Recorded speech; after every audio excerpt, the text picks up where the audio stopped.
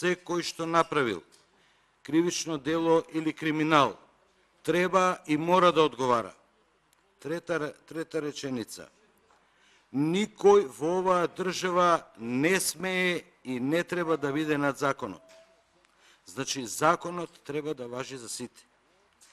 Овдека сакам да расчистам една работа. Ние овдека не сакам да расправаме за одземање на имунитет на Трајко, на Жаклина, на Петко. Ние овдека расправаме за одземање имунитет на втора највисока институција во државава. Ја овдека не гледам дека луѓето се многу свесни за улогата со тоа што се ставени во оваа комисија што ја имаат. Го слушавме излагањето до сега на колешкава. Го слушав и вашето излагање. Ја овдека не чув да каже некој после незиниот одземен имунитет и после прогласување за невиновна во сите тие случувања, да собранието најде начин да го врати одземениот имунитет, да се извини за постапката и некој од судската и обвинителската власт да понесе одговорност. Затоа што сите тие обвинители, сите тие од извршна власт, и премиер, и влада, овој законодавен дом ги бира. И треба да поднесат одговорност, а не да бидеме ние овдека продолжена рака. До кога, бе, колеги? Со која совест истиве членови ја слушаа колешкава и го одземаа мандатот? Дали го вративте? Дали се извинивте што го одземавте мандатот? Имунитетот. Исто е. Процедурата е само различна, гласањето исто, се исто. Колеги, време е да се свестиме дека со неодземање на имунитетот, со ништо не се спречува судската постапка, доколку имаат релевантни докази. Ја сум лекар-хирург. У мојава струка, на конто ливче не се поставува диагноза. Значи, постои истражна постапка, каде што на конто јаки знаци и симптоми може да се постави диагноза. Овдека, на барање на судот, ние треба на мала врата да овозможиме наметнување на пресуда за виновност, свесно газејки ја презумцијата на невиност. Ало, бе, луѓе, денеска сме овие. Ова ќе заврши. Тркалото ќе се заврти. Што правиме тогаш? Дајте еднаш да почнеме да размислуваме самостојно. Никој овдека, барем до сега, не демонстрира независност во одлуки, независност во делување. Се водиме дека сме народни пратеници. Нам имунитетот и пратеничкиот мандат ни го има дадено народот кој не гласал. Јас се слагам да од таа изборна единица 7-10 луѓе се соберат и на тој пратеник да бара да му се одземе. Му го дале тоа право. Овдека ние си даваме за право да на судот, кој после 2 години истражни мерки не можел да најде докази и за со фанфари година дена водена работата за настаните од 27 април, кој дефиниравме сите се брука за Република Македонија, нешто што не смееше ни подразно да се случува во овој законодавен дом, затоа што за пратеници сме бирани овдека поради нашите интелектуални способности, а не физички. И затоа, значи, го осудувам тој акт, меѓутоа, не се слагам со одредени работи да категоријата пратеник, поготово во овие комисии, биде продолжена рака на извршната власт и на судската власт. Судската власт, додека не обезбеди валидни докази да не може да покренува постапка за барање за одземање на имунитет. И второ, тие докази мора да дојдат до нас. На конто на што ние треба да донесеме одлука. А таа одлука е си играме со животот на нашиве колеги.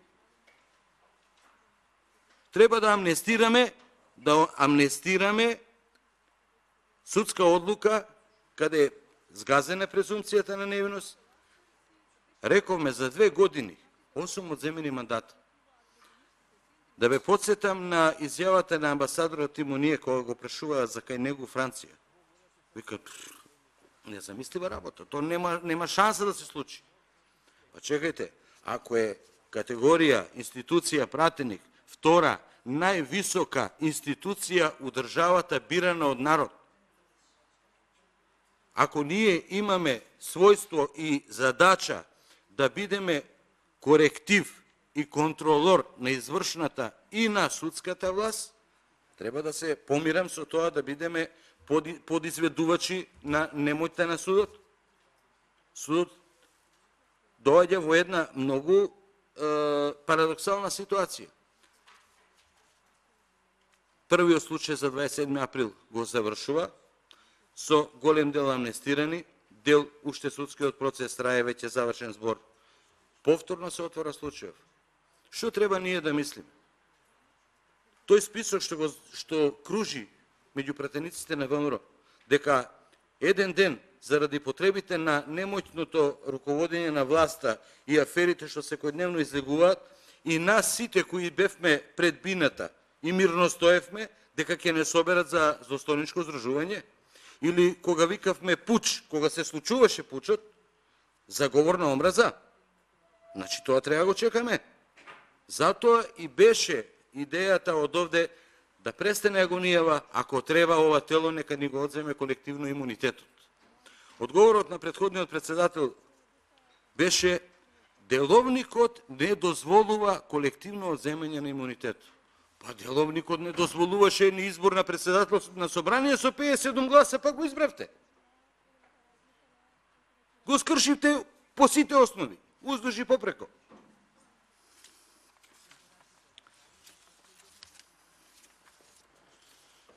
Затоа сакам и апелирам да почнеме малку самостојно да размислуваме, пошто флоскулата судските одлуки не се коментираат. Се слагам. Меѓутоа, судските постапки да. Доколку се надвор од законот. А ние за овие година и кусур видовме дека судот и обвинителството масовно прекршување на сите закони за приведување и покренување постапка. Го слушнавте излагањето на колешкава, дека е била уапсена, спроведена, без одземен имунитет.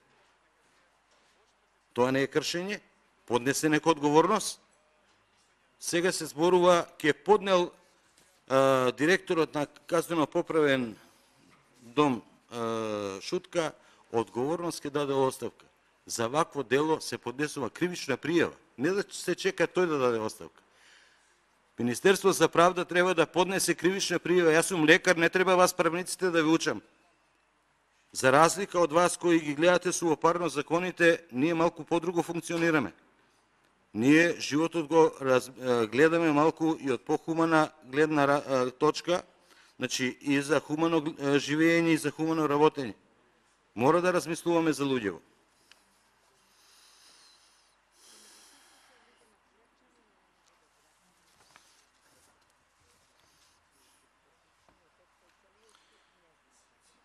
Се слагам со излагањето што мнозина овде кажаа, дека сите тие настани треба се потрудиме полека да биват заборавени, да повеќе не служат за дневнополитички потреби, бидејќи веќе ваквото носење не може да ја амнестира власта дека е ова веќе политички прогон. И досега беше политички прогон, ама веќе со ова се става печат на се. И затоа е револтот кај пратениците од опозицијата со право, затоа што веќе никој во оваа држава не се чувствува безбеден и сигурен. И сметам дека ваквиот политички прогон, дека е тоа едно сценарио кој е зависно од потребите, власта го покренува.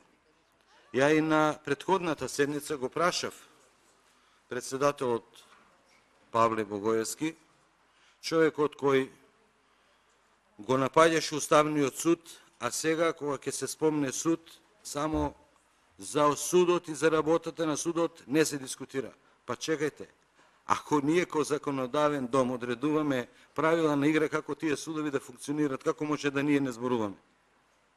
Наше е право како законодавен дом да кажеме што не е вред, што е. Ако не сме битни, зошто судот бара од нас да се одземе амнестијата, да се одземе имунитетот?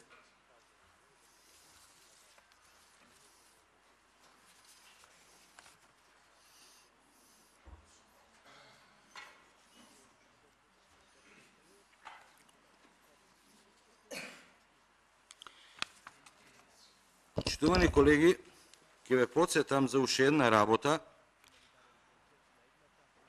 Осумте колеги што беа притварани, во првиот мах кога се вративме во собранието, имавме и сведоци сме на двојни стандарди. Према сите нив се однесувавте со навреди, убици, тоа се слушаше доле, за да после првото гласање, кога се отвори Уставот, кога беше знак дека оваа власт нема да падне, нема да оди на предвремени избори, се смени сето тоа и тие луѓе станаа ваши спасители.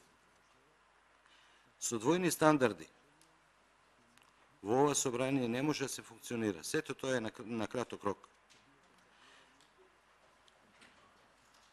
Нам ни е јасно зошто се случува овој политички прогон, бидејќи власта немаше храброст да после големите одлуки што ги направи во изминатиот период, промена на името, промена на Уставот, влезот во НАТО, да побара суд од народот, избега од предвремени избори, меѓутоа актуелни се председателските избори, на кои мора да извојува победа, да покаже дека народот е на нивна страна и затоа се сите овие мерки. Мора да се покријат лошите состојби во здравството, лошите состојби во економијата, лошите состојби во образованието. Ние како колеги од опозицијата не го користиме вокабуларот што го користеше СДСМ во претходниот мандат. Те министер за смрт, те за масовни злочини, те што се не беше. Сега здравството е полошо од како паметам, а јас сум 32 години лекар во ова здравство. Го паметам здравството и во онаа бивша Југославија и системот како функционираше. Го паметам и 90-те години, и 2000-те години, и еве крајот веќе на почеток 2020, близу 2020. Никој пат не било полошо. Уште полошо ќе биде, нема никаква реформа ни никаква мерка, ќе дојдеме во опозиција да со ваквото владење во Македонија ќе нема лекар кој да ги лечи луѓето. Потенцијално сите сме ние пациенти овде. Ја не видов грижа на оваа власт за таа работа. Сите промашаи на тоа поле се сведуваат со сензационалистички апсења, со прогони од власта што ги власта прави, за да се замајува јавност. Вред, до кога? Еднаш ќе мора да се излезе пред народот.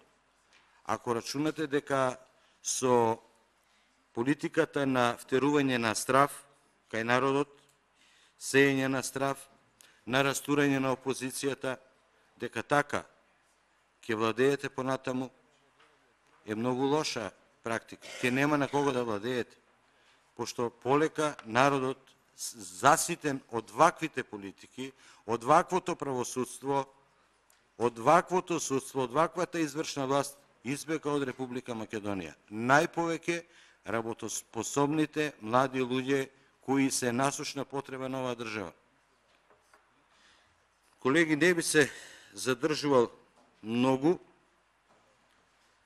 Овде за овие 2 дена многу работи се кажаа. Ќе прочитам само еден дел. Процедуралниот имунитет значи неможност пратеникот да биде притворен без одобрување на собранието. Значи, да кажем во кратки црти, имаме материјален или суштински имунитет и процедурален имунитет. Процедуралниот имунитет се однесува за одредување на мерките притвор. Процедуралниот имунитет значи неможност пратеникот да биде притворен без одобрување на собранието, освен ако е затечен во вршење кривично дело за кое е пропишена казна затвор во траење од најмалку 5 години.